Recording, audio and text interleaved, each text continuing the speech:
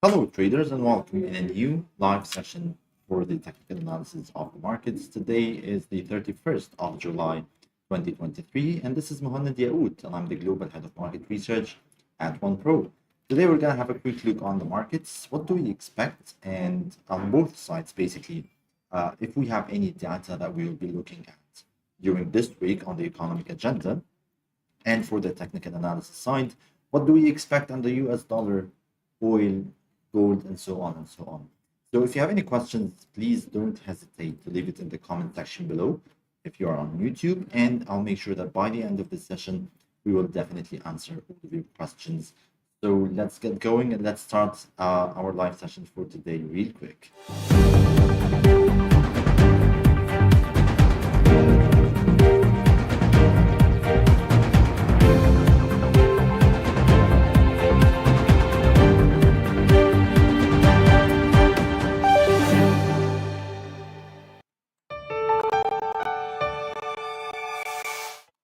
Welcome back, everyone. And starting off with the economic agenda for today, it's the 31st of July, and we had a couple of data or a couple of releases that were basically published today, either during the Asian session from the Chinese economy. We're talking about the PMI or the Purchasing Managers Index, the manufacturing PMI and the non-manufacturing PMI. And let me tell you that the results were a little bit mixed. So for the non-manufacturing PMI, it was basically above the 50 points, which means that the services sector with the non-manufacturing sector in the Chinese economy is expanding because it's way above 50%. But basically for this month or for July, it was lower than the expectation as well as lower than June. So it kind of gives a negative or a bearish signal to the markets. However, on the other side, the manufacturing PMI, although it's still in the negative zone or it's still below 50 points, however, it's above the expectations and well above the previous reading for June. So basically, we didn't have much of a reaction in the market for this news because it's a mixed signal to the markets. The same as well applies for the CPI or the Consumer Price Index from the Eurozone, and that's for the month of July. The key thing to look for is basically on a year-to-year basis. We don't really think of the monthly basis. So the core CPI on a yearly basis was just exactly like the same reading for June. So no increase or no decrease happened. The CPI decreased a little bit, and this is basically normal for the CPI or the core CPI to be a little bit more harder to control, where the CPI is basically more volatile to events. That's for today's economic agenda. Let's have a quick look also on what we are expecting during today or this week. On Tuesday, basically tomorrow's Asian session, we'll be having the RBA interest rate decision or the Reserve Bank of Australia. They are expected to hike interest rates another 25 basis points, which is something we will be looking for. RBA interest or the Reserve Bank of Australia has been following the Federal Reserve, or the Federal Reserve has been following the Reserve Bank of Australia in the hike and pause policy or structure in dealing with the monetary policy, because they hiked interest rates, they stopped, they again hiked, and in this meeting they are expected to hike again with 25 basis points, and that's for the RBA.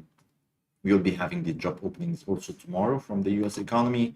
We will have the ADP non-farm employment, which is something we won't think of and we won't be looking at so much, because the more important thing is the NFP or the non-farm payroll. And ending the week on Thursday will be the BOE or the Bank of England interest rate decision, another 25 basis points rate hike. So if the RBA increases interest rates as well as Bank of England, so we will be having 4 interest rate hikes during the past 2 weeks. We're talking about the Federal Reserve, the ECB or the European Central Bank, Bank of England, and the Reserve Bank of Australia. On Friday, the most important thing we'll be looking for during this week will be the non-farm payrolls as well as the unemployment rate for the US economy.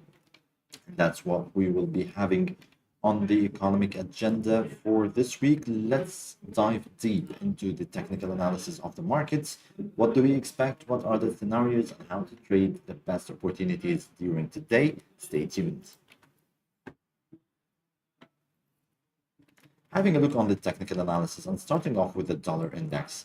You can remember when we mentioned during the last week, but it wasn't in a live session, it was in a daily markets outlook video, recorded video that we uploaded on our YouTube channel. We mentioned that the dollar stopped the downward move basically near the lower limit of the price channel, and we're heading higher. And this basically upward movement, to me, it's a corrective upward movement. Okay. So in a corrective upward movement, you look for a cluster of resistance levels. The cluster was around the 61.80% Fibonacci and the levels of 102.05, which is something, this is the resistance that we were looking up to. And you can see here, kind of stopped around this exact level. It wasn't this one, it was this one, the levels of 102, roughly were the levels that we were talking about. And yes, we stopped the upward move around those points. And you can see corrections here are starting to interfere in the price range. And if you know what I mean, yes, it means decreasing or declining momentum, which you can see here basically on the momentum indicator, you have this bearish divergence. So I'm bearish on the US dollar during the day and on the medium term. However, in order to confirm, or the short signal for me would be basically a break below 101.35. So whenever we already have a lower low, okay, and a lower high, we will be targeting the 101.35 during the day. A break and close will definitely add to our short position on the US dollar. The opposite side is basically the euro. Upward move, correction, another cluster, but this time it's cluster of support around the 1.0985, and we're starting to see some bullish price action and rejection from here. Again, goes the same way on the momentum indicators. Okay, so we are having a lower low, however, a higher low on the momentum, which is a bullish divergence. And on the hourly time frame here, we are looking for a break and a close above the 1.1038 for continuation north to 1.1135. This is basically one of the best trading opportunities here on the short term. Another one is basically on the pound. I'll be waiting for a break and a close above 1.2880. Okay, just let me edit this, tweak it a little bit. So yeah, 1.2880. A break and a close above is basically a definite buy opportunity to the levels of 1.2965. That's on the short term. The stop loss is basically not decided yet. We will wait for the break first, and we will place, of course, our stop loss below the last low. So we might see another low first before going up. So it depends on basically when you are going into the short position. Okay, let's have another look on gold price. What is gold price doing at the moment? We had a brilliant move lower. Okay, and this was a correction that to me is ABC. However, it never ended. It didn't end yet. Okay, people who work with trend lines could have done this, and they would have probably failed this trade. Okay, so they say, okay, it's ABC, we broke below the trend line, so let's short. Yeah, it was a good short. However, where your target was, if the target was basically 1947, so no, it didn't reach the target yet, and it might go upwards and hit your stop loss. So basically, we will be waiting for further confirmation on gold.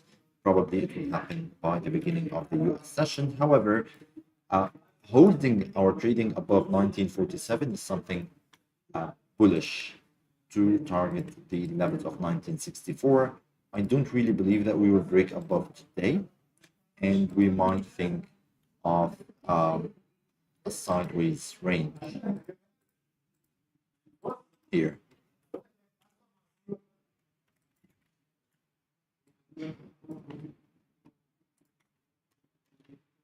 The last thing that we would like to check is the US crude oil. Basically, we do have a great surge to the upside here on the hourly time frame.